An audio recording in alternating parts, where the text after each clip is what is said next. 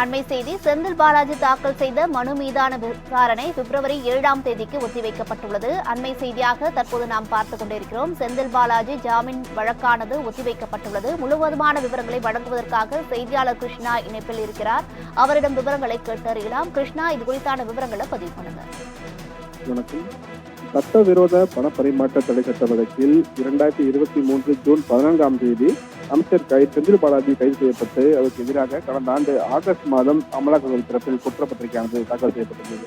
இந்த வழக்கில் ஜனவரி 22ஆம் தேதி குற்றச்சாட்டுகள் பதிவு செய்ய தேதி நிர்ணயிக்கப்பட்ட நிலையில் போக்குவரத்து கழகங்களில் வேலை வாங்கி தருவதாக கூறி மோசடி செய்ததாக சென்னை மத்திய குற்றப்பிரிவில் பதிவு செய்யப்பட்ட 3 வழக்குகளின் விசாரணை முடியும் வரை அமலாக்கத்துறை தாக்கல் செய்த இந்த வழக்குகளின் விசாரணையை துவங்கக்கூடாது என்றும் விசாரணையை தள்ளி வைக்க வேண்டும் என்றும் கோரி செந்தில் பாலாஜி தரப்பில் சென்னை முதன்மை அமர்வு நீதிமன்றத்தில் மனு தாக்கல் செய்யப்பட்டுள்ளது.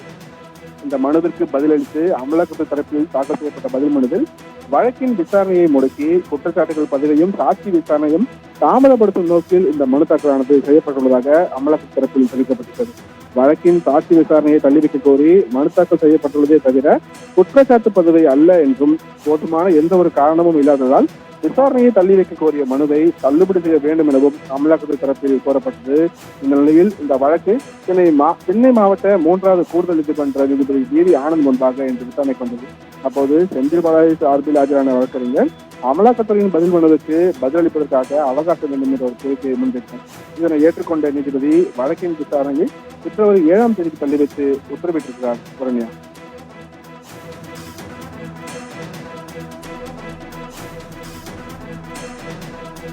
கிருஷ்ணா, விவரங்களுக்கு நன்றி.